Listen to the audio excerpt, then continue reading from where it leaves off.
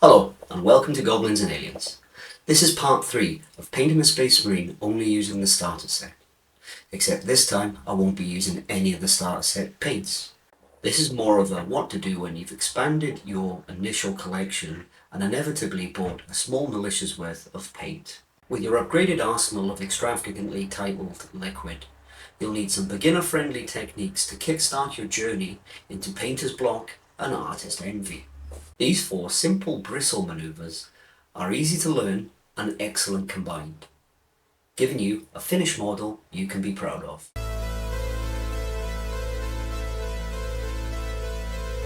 Dry brushing.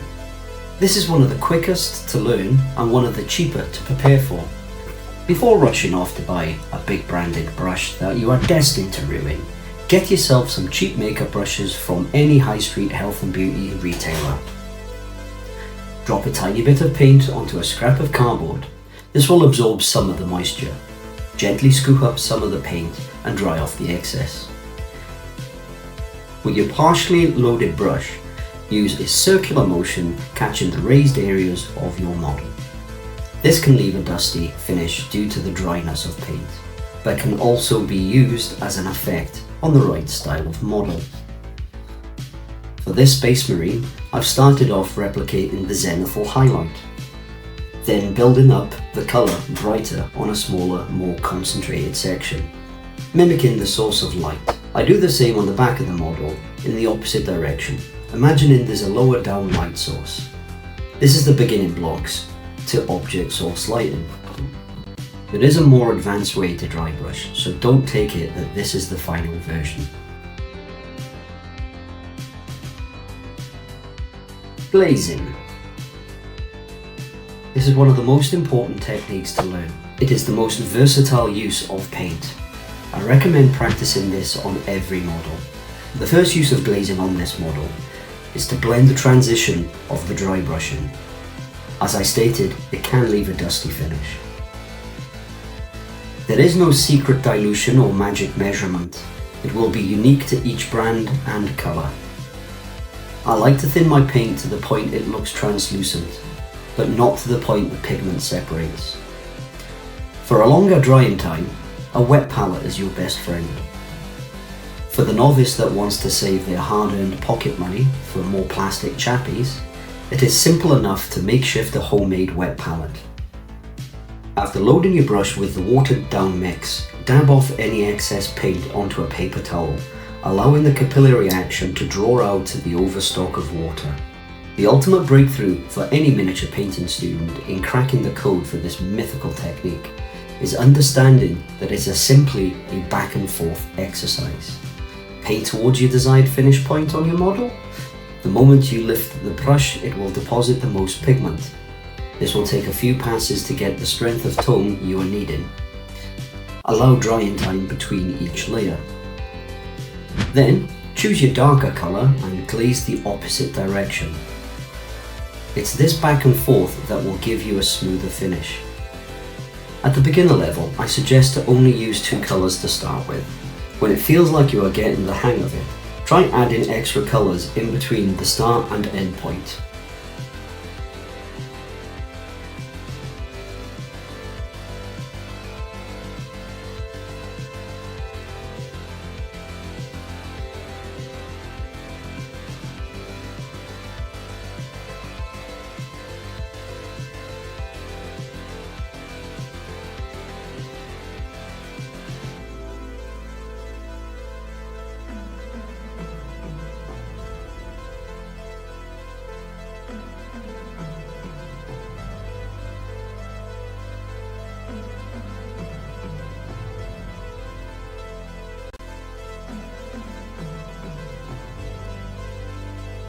Layering. When it comes to layering, it is down to you to use any dilution of paint and as many mixtures as you need. Remember that your model will be viewed from at least 3 foot most of the time. It is also good to remember that you can combine these techniques with any other. At the beginning of this painting activity, I use dry brushing to layer the saturations from dark to light. When I do non-metallic metal, I layer the colours, then glaze over the layers to get the smoothest result.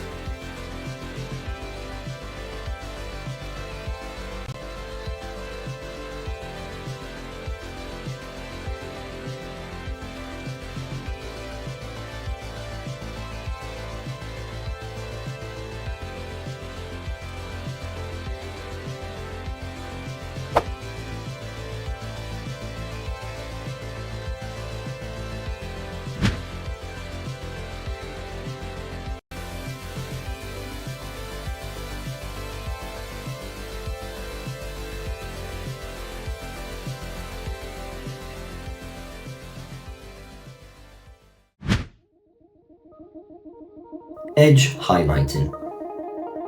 This is pretty much a finishing step. It helps to frame each part of the model, giving each colour its own canvas. Done right and combined with any other technique, you will find yourself completing a satisfying model. It is simple, but tricky to master. For this, you don't have to thin your paint too far, as you want to pack a punch. Fill the bristles and gently wipe it across the edge of any part of your model, holding the brush at a 45-degree angle. This will catch the edge and highlight it, hence the name. The trick is to be delicate with this step. A heavy-handed approach will leave paint splodges and might ruin the rest of the work of your model so far. I do enjoy layering the colours to mimic the flow of the highlight. It works well with non-metallic metal. Also, I'm glazing in the edge highlight on the reverse side. This is a neat trick to completing object source lighting.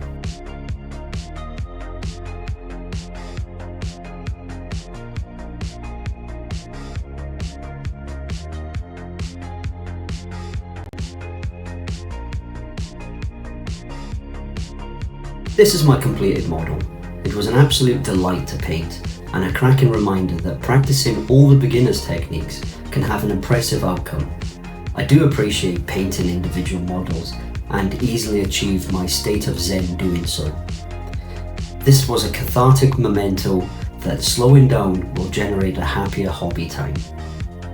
If you have found any value in this video, please consider giving it a like, subscribing, or leaving a comment below. I do read them all and respond to any questions you may have. Thank you. Take care.